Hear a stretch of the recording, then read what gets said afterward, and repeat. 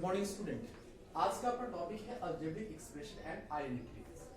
सबसे पहली बात कि हमारे मन में क्वेश्चन आता है कि अलजेब्रिक एक्सप्रेशन होता क्या है और ये बनता कैसे है। तो सबसे पहले मैंने लिखा एक्सप्रेशन हाउ टू मेक, कैसे बनता है। तो एक टर्म्स होना चाहिए और दूसरा क्या होना चाहिए, सिंबल होना चाहिए। टर्म्स और सिंबल मिला के क्या बनाता है, एक एक्सप्रेशन बनाता है। तो सबसे फिर मन में क्वेश्चन आता है कि सर ये टर्म्स क्या होता है और ये सिंबल क्या होता है। तो सबसे पहली बात कि टर्म्स जो होता है, जैसे कि मैंने लिखा 2x, तो ये भी एक टाइप का टर्म्स है। 5 लिखा तो ये भी एक टाइप का टर्म्स है। 3x² लिखा तो ये भी एक टाइप का टर्म्स है। ये टर्म्स कैसे बनता है, तो एक वेरिएबल होना चाहिए और दूसरा क्या होना चाहिए, कांस्टेंट होना चाहिए। टर्म्स देखो, टर्म्स में वेरिएबल भी आता है और क्या आता है, कांस्टेंट भी आता है। सर ये वेरिएबल क्या है, तो वेरिएबल a2, अगर आपको किसी भी एक्सप्रेशन में a से लेकर z तक दिख जाए, कुछ भी दिख जाए, तो वो क्या होता है, वेरिएबल्स होता है। जैसे कि मैंने देखा वेरिएबल्स होता क्या है, तो वेरिएबल्स की वैल्यू जो होती है वो क्या होती है, फिक्स नहीं होती है।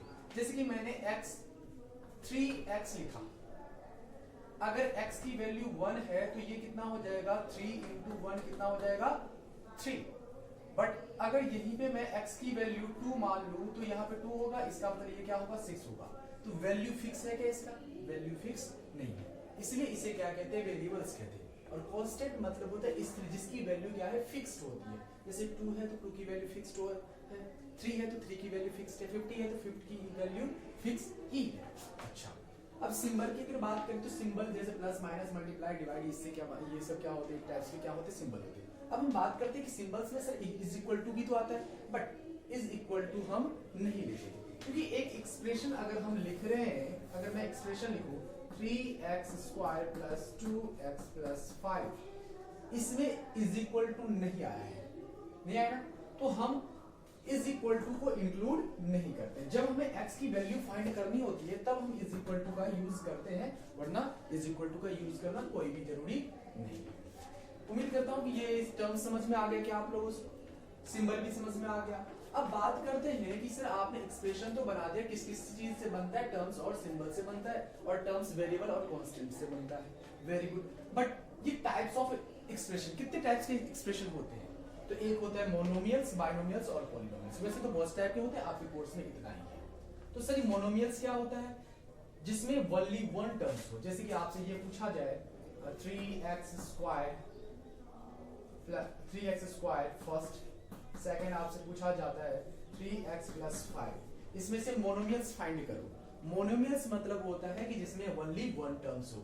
बताओ इसमें कितने टर्म्स हैं, सर 1 और 2, 1 और 2।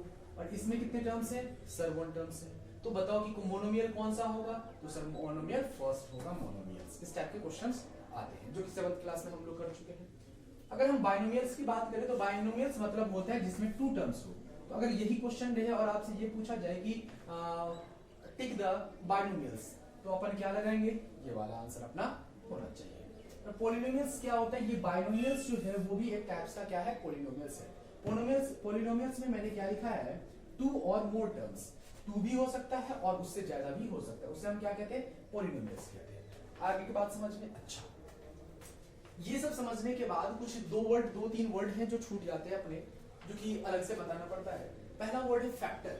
ये सर फैक्टर क्या होता है, दूसरा है कोफिशिएंट। ये कोफिशिएंट क्या होता है, कोफिशिएंट मींस अगर मैं ये कहूं, सिंपल सा अगर मैंने लिख दिया है multiple value of the any variables, अगर किसी भी वेरिएबल्स का जो मल्टीपल वैल्यू है उसे ही क्या कहते हैं, हम कोफिशिएंट कहते हैं। जैसे कि मैंने यहां पे लिखा है coefficient of x² in 4x², तो बताओ कि x² किससे मल्टीप्लाई हो रहा है, तो सर 4 से, तो आंसर क्या हो जाएगा, 4। आगे की बात समझ में।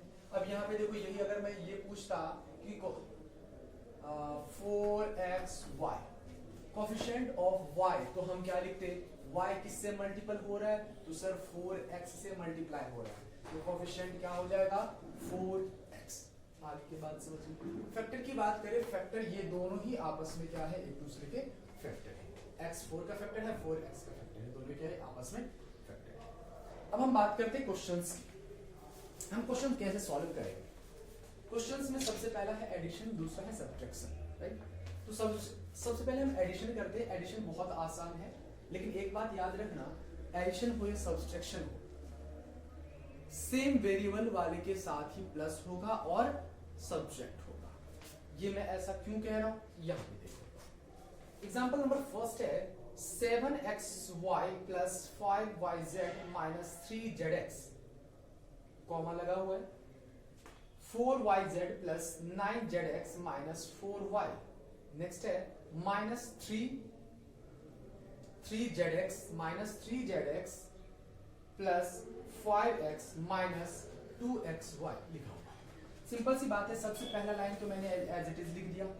दूसरे लाइन में स्टार्ट हो रहा है, दूसरा लाइन स्टार्ट हो रहा है 4yz, तो अपने पास 7xy यहाँ पे है, और भी कहा था कि प्लस हो या माइनस हो, सेम वेरिएबल वाले के साथ ही प्लस माइनस होता है। 4yz यहाँ पे है ना, और 4y यहाँ पे भी yz है, यहाँ पे भी yz है, तो मैं yz के सामने लिखूंगा। फिर है 9zx, तो मैं फिर अपने पास है 4y, तो मैं साइड में लिख दूंगा। माइनस 3xz, तो माइनस 3xz, ये देखो माइनस 3zx या xz ये रहा, तो मैं इसके सामने लिखूंगा। फिर है अपने पास 5 प्लस 5x, तो मैंने यहाँ पे कुछ भी है क्या, 5x है क्या, इस दोनों में से नहीं है, इसको मैंने साइड में लिख दिया। अच्छा, फिर नेक्स्ट मैंने इसको लिख दिया। अब एक बात बताओ, यहाँ पे आप लोगों को पता होगा साइड प्लस प्लस क्या होता है प्लस, प्लस माइनस क्या होता है माइनस। फिलहाल अपन यही पढ़ते हैं। माइनस माइनस क्या होता है प्लस, और प्लस प्लस सॉरी क्या प्लस माइनस क्या होता है माइनस, प्लस क्या होता है माइनस। अब यहाँ पे ध्यान से देखना, यहाँ पे कुछ नहीं है तो प्लस लगा हुआ, प्लस में से अगर माइनस जाएगा तो क्या होगा, माइनस होगा। 7 माइनस 2 कितना होगा 5x y। यहाँ पे कुछ भी नहीं है तो प्लस है, तो 5 प्लस 4 कितना 9yz। अब यहाँ पे देखना, माइनस माइनस माइनस माइनस क्या हो जाएगा प्लस, प्लस 6, तो अपना आंसर आएगा माइनस 6zx, और प्लस है 9zx, तो प्लस माइनस माइनस हो जाएगा, और सिंबल कौन सा आएगा, सिंबल कौन सा आएगा बताओ, सिंबल एक मिनट, सिंबल कौन सा आएगा, ये वाला प्लस का 3zx। फिर यहाँ पे कुछ भी माइनस हो रहा है कि नहीं हो रहा है, तो मैंने माइनस का 4y लिख दिया। फिर यहाँ पे कुछ हो रहा है प्लस y, मैंने 5x लिख दिया। ठीक है, आपके आंसर में ये पहले है ये बाद में, कोई फर्क नहीं पड़ता आप लोगों को, है ठीक है। नेक्स्ट सब्सट्रैक्शन है, subtraction 5x square minus 4y plus 6y minus 3 from, इस क्वेश्चन में कह रहा है subtract 5x square minus 4y square plus 6y minus 3 from 7x square minus 4xy minus 8y square plus 5x minus 3 को क्या करना है, माइनस करना है। तो सबसे पहली बात ध्यान रखना, अगर फ्रॉम लिखा हुआ है सब्ट्रैक्ट 2 फ्रॉम 5, तो इसका मतलब 5 में से हम माइनस करेंगे, 2 को माइनस करेंगे, राइट। तो सबसे पहले क्या लिखूंगा, फ्रॉम के बाद जो डिजिट लिखा हुआ है, जो भी एक्सप्रेशन लिखा हुआ है वो पहले लिखा जाता है, और फ्रॉम से पहले जो लिखा हुआ है उसे हम बाद में लिखते हैं। ठीक है, मैंने लिख दिया। फिर वही बात कि सेम वेरिएबल वाले को सेम वेरिएबल के साथ लिखेंगे, तो मैंने लिख दिया। यहाँ पे देखो, और लास्ट में क्या होगा, नीचे जो भी लाइन आप लिखोगे उसका जो भी सिंबल होगा वो चेंज हो जाएगा।